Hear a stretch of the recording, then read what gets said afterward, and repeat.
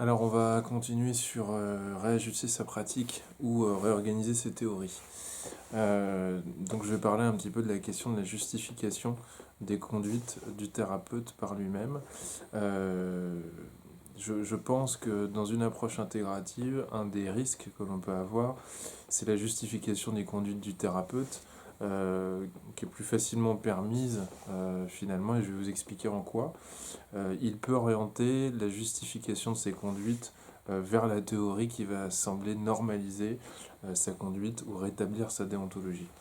Le problème d'être multi-référencé, comme on dit un peu plus facilement, je crois, en France, c'est la possibilité de faire appel aisément et de manière automatique à un modèle qui viendra finalement dire que ce que je viens de faire est bien.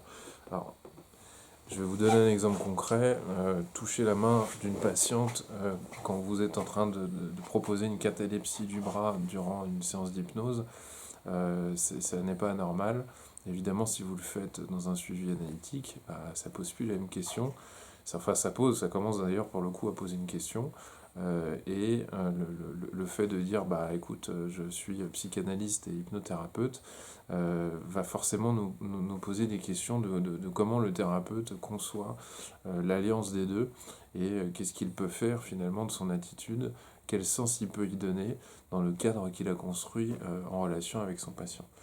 Euh, à l'inverse, en étant tributaire d'une seule théorie, donc de repères stables et partagés de facto donc par d'autres collègues, le débat peut s'amorcer sur le bien fondé d'une action au regard d'une théorie ou de valeurs qui sont solidement partagées.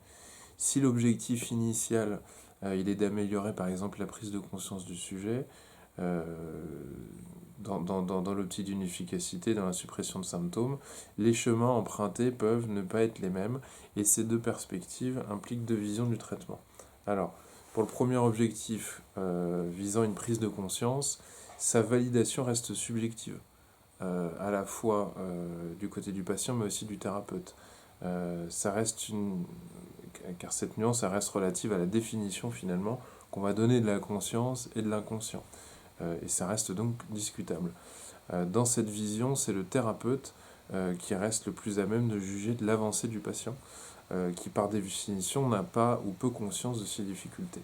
En revanche, dans l'optique d'une suppression de symptômes, le rapport semble plus égalitaire, voire inversé, car c'est le patient qui devient expert finalement de la quantité ou de la qualité de symptômes dont il souffre. C'est lui qui jugera donc de l'efficacité du suivi.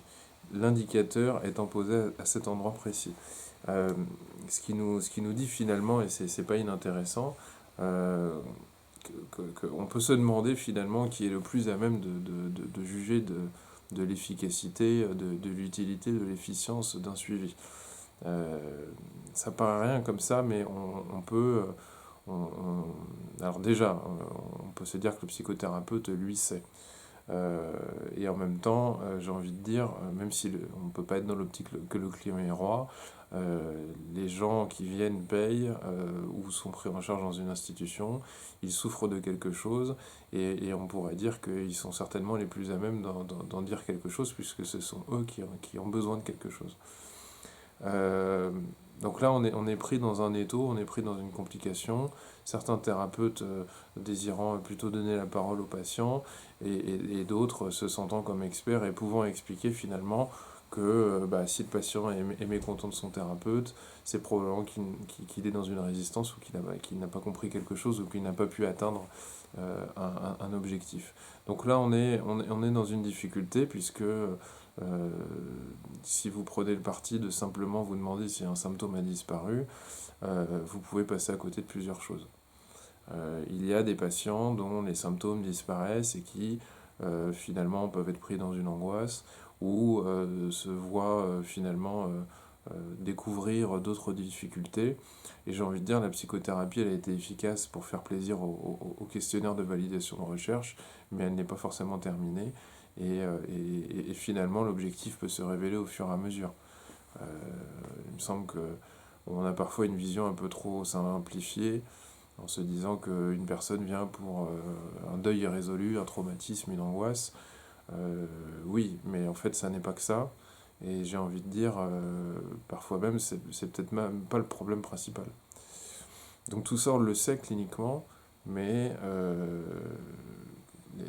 voilà, les réponses sont plus compliquées à obtenir qu'il n'y paraît. Et donc pour pouvoir rapprocher ou non des suivis, et puis des théories surtout et des modèles, se pose nécessairement la question de comment vous voyez les choses, où est-ce que vous mettez le curseur. Dans les années 70-80, pour contrebalancer l'évaluation de l'axe 1 ou de l'axe 2 du DSM, pour juger de l'efficacité d'un suivi, on a rajouté l'échelle que Luborski a élaborée pour l'axe 5, c'est-à-dire l'échelle de fonctionnement général. C'est-à-dire que si vous n'avez plus de symptômes obsessionnels compulsifs, mais que finalement vous êtes dans des relations interpersonnelles insuffisantes et que vous continuez d'être dépressif et que vous ne retournez pas au travail, on peut dire que la psychothérapie est un échec, mais on peut aussi dire que c'est une réussite. Voilà. Concernant les besoins des patients, et ça j'en ai parlé à un autre moment, il y a 3 auteurs, Brooks Harris d'un côté et Duncan et Miller, qui ont écrit sur la psychothérapie avec l'analogie avec la tour de Babel. Et ils sont pour une forme de la psychothérapie comme une adaptation aux patients. Et ils ont à cœur de s'attacher au changement qui est désiré, qui est nommé par le patient. Pour eux, l'important, c'est pas de constituer des pratiques thérapeutiques qui soient spécialement efficaces en soi, éclectiques ou empiriquement validées, ou intégratives ou diversifiées, mais de se centrer sur le changement par les moyens qui se présentent. Et ils s'appuient notamment sur la théorie du changement du patient. Voilà, ça c'est j'ai envie de dire, c'est leur pierre angulaire. Le patient sait ce qui est bon pour lui, et le thérapeute ne serait là ne serait que celui qui lui permet d'aller au bout des choses. Alors, bon, c'est intéressant, évidemment. On peut y retrouver des éléments pertinents de thérapie brève, et je pense que ça peut venir contrebalancer une position d'expert du thérapeute qui saurait tout et du patient qui saurait rien. Mais c'est aussi un peu idyllique, il me semble. Donc j'ai lu les quelques ouvrages sur le sujet. Pour ma part, j'ai trouvé que c'était pertinent, puisque évidemment, la théorie du changement du patient, ça pourrait être quelque chose qui vient rassembler toutes les pratiques thérapeutiques. Mais pour moi, on vient oublier qu'un patient pourrait nous enjoindre à renforcer sa problématique, en fait. On sait bien que là où il y a évitement d'une problématique, il y a probablement une problématique.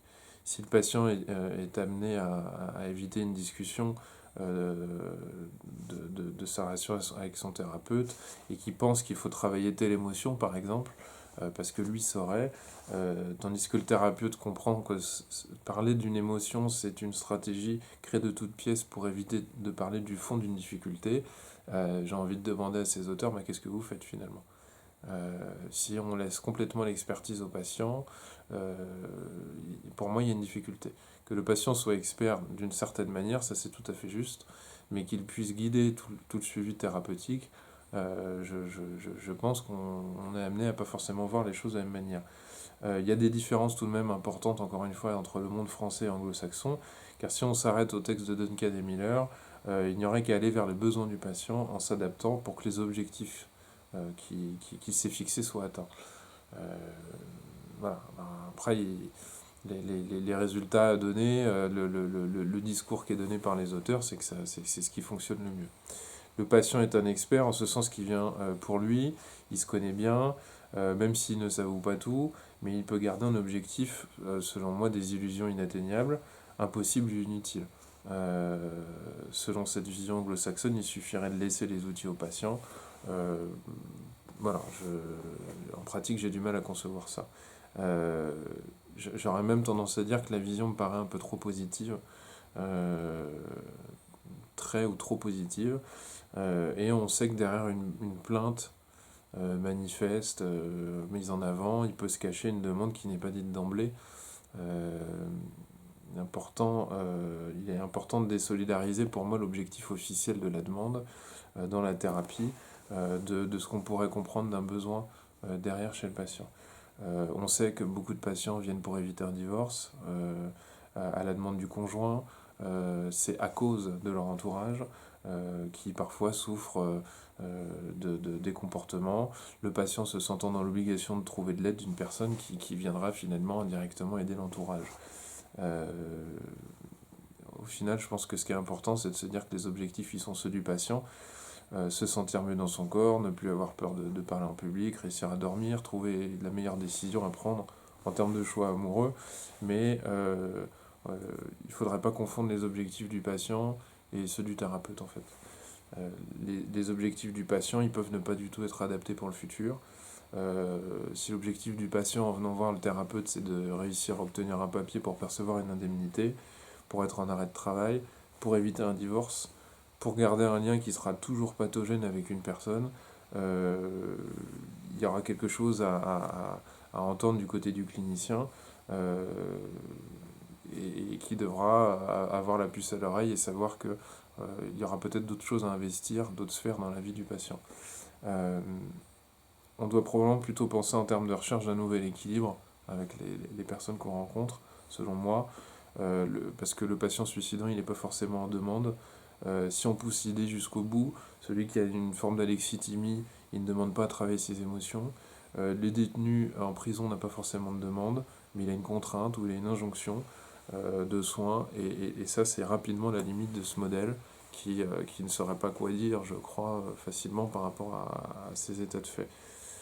Euh, Ça fonctionnerait également probablement un peu moins avec quelqu'un qui aura un fonctionnement limite, un fonctionnement psychotique ou un fonctionnement pervers pour reprendre une classification en particulière.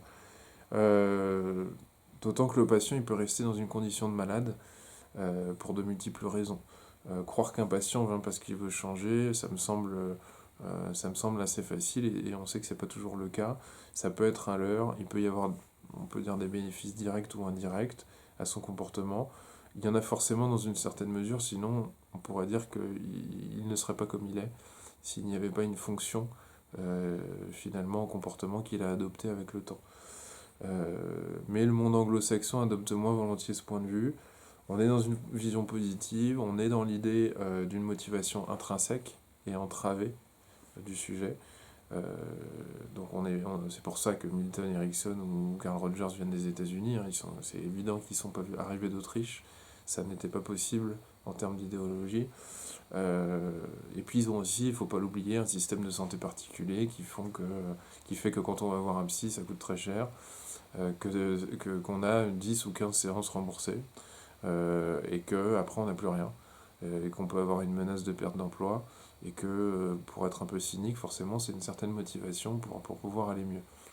Euh, Petite anecdote d'ailleurs, comment vous pouvez établir qu'il faut 10 séances de psychothérapie pour sortir d'une dépression moyenne, euh, d'intensité moyenne? Eh bien, en fait, vous ne pouvez pas. Mais on a défini ces critères-là tout simplement calés sur le système de soins américain, puisque les recherches, elles viennent de là-bas. Et que ça a été un accordage entre ce que les assurances voulaient bien céder en termes d'argent relatif à une longueur de suivi et ce que le clinicien essayait de défendre. Et donc on arrive sur 10, 15 ou 20 séances pour les problématiques majoritaires à prendre en suivi psychothérapeutique. Donc voilà, c'est les délimitations qu'on vous a données dans certaines recherches, ce que vous retrouvez dans les manuels de traitement, ce que vous retrouvez dans les formations en psychothérapie, elles proviennent notamment de là. Elles découlent d'une méthodologie qui est quand même basée dans un système financier. Euh, voilà. Pour continuer, il y aurait d'ailleurs un mythe américain selon Paul Wachtel, qui écrit en 2014, qui est celui de l'autonomie du sujet, qui irait jusqu'au déni d'influence des forces sociales et institutionnelles, qui refuserait l'impact de ces derniers sur nos choix et nos actions. Euh, Ce mythe de l'autonomie viendrait en confrontation avec celui de la psychothérapie, selon lui. Et c'est vrai qu'autonomie, ça vient d'autonomos, donc ça veut dire avoir ses propres règles. Qu'en est-il de l'aide du thérapeute proposée au patient, puisque le thérapeute aussi devra avoir au fond de lui quelques normes influençant les directions qu'il propose. Donc si quelqu'un est réellement dans l'autonomie absolue, j'ai envie de dire, finalement, il n'y a pas besoin de psychothérapeute, puisque chacun a ses propres normes, ses propres règles. Wachtel relie cela au mythe de l'autodétermination dans la vision rogerienne de la thérapie, qui dirait qu'à mesure que le thérapeute se restreint de donner son avis ou d'intervenir de manière trop directive, le patient, lui en retour, verrait son self émerger. Le terme de mythe a une valeur péjorative, ça c'est une question que je me suis posée. En tout cas, il nous semble important d'avoir un avis sur ce type d'axiomes qui viennent conditionner nos actions. Pour ma part, en tant que clinicien, il a bien fallu qu'à un moment donné, je puisse me rendre compte que j'agissais parfois avec ce mythe en tête et qu'à d'autres moments, je pouvais moins m'y attacher auprès d'une personne en particulier et que ça n'est pas rien en fait. Que ça va quand même guider ma confiance envers le processus.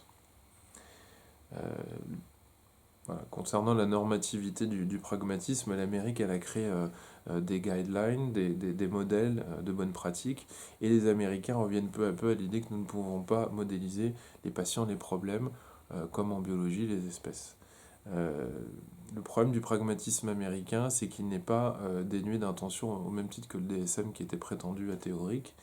Le pragmatisme postule que c'est l'usage qui prime sur le concept, ça c'est ce que dit James, Peirce ou Dewey, mais le pragmatisme il a aussi, en fait, malgré une apparence de complète distance avec une idéologie, une volonté, il a quand même une visée normative, et il a une idéologie normative, et il postule qu'il faut amener le pathologique au normal, et le normal sera le bien de la société, le bien du groupe. C'est pour cela, encore une fois, que Freud n'a pas été bien accueilli avec sa psychanalyse, qui met en avant le sujet en relief devant la société, ce que les Américains conçoivent précisément à l'inverse. Donc ça, c'est aussi une clé pour comprendre les trajectoires d'écriture des différents cliniciens américains. Dans l'idéologie américaine, le sujet et son moi, ou son soi, ou son self, doit se fondre dans la norme pour le bien communautaire. Ainsi, la psychanalyse n'est devenue qu'une technique d'adaptation ou de rééducation et ressemble aux États-Unis parfois, et c'est assez particulier, je vous encourage à lire ça parce que c'est une expérience que moi je n'ai pas oubliée. Ça peut ressembler à une sorte de thérapie cognitive et comportementale, un peu vintage avec son vocabulaire qui a été extrêmement popularisé et comme je vous l'ai déjà dit, avec des concepts qui résonnent pas bien et qui ressemblent finalement pas aux nôtres, mais avec le même nom. Cette psychanalyse, c'est le fruit d'un travestissement puisqu'elle voulait absolument exister, quitte à être sur un territoire qui finalement n'était peut-être pas prêt à la laisser s'exprimer comme elle était censée apparaître en fait. Toutes les théories n'étant pas conciliables, l'utilisation de techniques ou d'outils de différents champs peut-elle être cohérente? Donc la question elle reste encore ouverte. Est-ce qu'on peut considérer un outil en dehors de la théorie qui la sous-tend? L'association libre est-elle un outil curatif en soi ou doit-elle être étayée par une théorie psychanalytique maniée par un psychanalyste pour avoir dans ce contexte une portée thérapeutique? C'est une vraie question. Si vous faites de l'association libre avec votre boulanger du coin, est-ce que vous êtes à même d'activer le même processus que votre psychanalyste qui fait ça avec vous 3 fois par semaine? Ça, c'est une vraie question. A priori, on est quand même tenté de répondre que le cadre, le cadre participe quand même au contenu. Si on adhère à l'éclectisme technique, ça suppose une position théorique en dehors d'une combinaison impossible d'hypothèses de base inconciliables. Le problème, c'est qu'en utilisant des techniques thérapeutiques, comme des outils à part entière, on est amené à penser la psychothérapie comme un modèle médical où une pathologie a une réponse précise. Il n'y a plus de contexte dans cet éclectisme, il n'y a plus de théorie de compréhension de l'humain, il n'y a plus de symbolisme universel, il y a une théorie du patient, il y a un symbolisme singulier et il y a une relativité totale de toutes les théories psychologiques. Donc on ne se réfère plus à rien et finalement on n'a plus de repères. Si on n'a plus de repères, comment on juge de l'évolution de quelqu'un? Simplement à l'apparition et à la disparition de ses symptômes et on ne peut plus faire on ne peut plus faire de comparaison en fait. On ne vise plus l'universel. L'idée sous-jacente à ce débat, c'est d'imaginer un individu qui serait formé à plusieurs pratiques, ou plusieurs individus réunis et formés à différentes pratiques. Mais je pense qu'on peut penser, je rejoins Durouz qui en 2006 nous dit que ça ne signifie pas forcément la formation d'un seul individu au plus de techniques possibles. Euh, et je pense encore une fois que connaître plusieurs modèles théoriques, ça vient nous enrichir, ça vient nous permettre de connaître, de découvrir nos propres croyances et de les tester sur la clinique. Ça permet aussi de pouvoir se permettre la redirection d'un patient et la non-intervention. Moins on investiguera la demande, le contexte, plus on risque de surinvestir la technique. Et il me semble que c'est ce qui se passe pour les générations qui sont en train d'être formées ou depuis peu, c'est qu'on se forme avant même d'avoir fini son master de psychologie, pourquoi pas d'autres techniques, mais certains accumulent plusieurs méthodes pour pouvoir sauter le plus rapidement possible sur les premiers troubles qu'on va leur montrer. Et on peut en arriver à se dire que ces techniques sont pas si utiles et si pertinentes. Et bien parfois je pense qu'elles le sont même plus qu'on ne le croit, mais toute la question est de savoir si on utilise la bonne technique au bon moment, avec la bonne personne et de la bonne manière, et au bon endroit.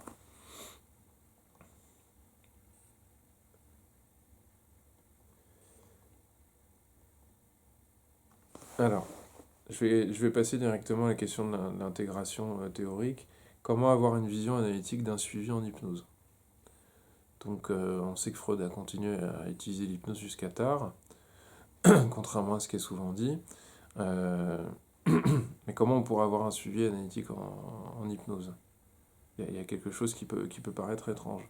Comment concilier la théorie, comme je vous l'ai dit, de l'inconscient pulsionnel au sens freudien et l'inconscient au sens de Milton Erickson, qui est vu comme un réservoir de possibilités? Comment agencer l'inconscient cognitif comme un lieu de traitement de l'information? Et comment concilier l'inconscient freudien? Il n'en demeure pas moins qu'en pratique, comme je vous l'ai dit, euh, l'agencement de ces différentes théories n'amène pas forcément à une moindre efficacité.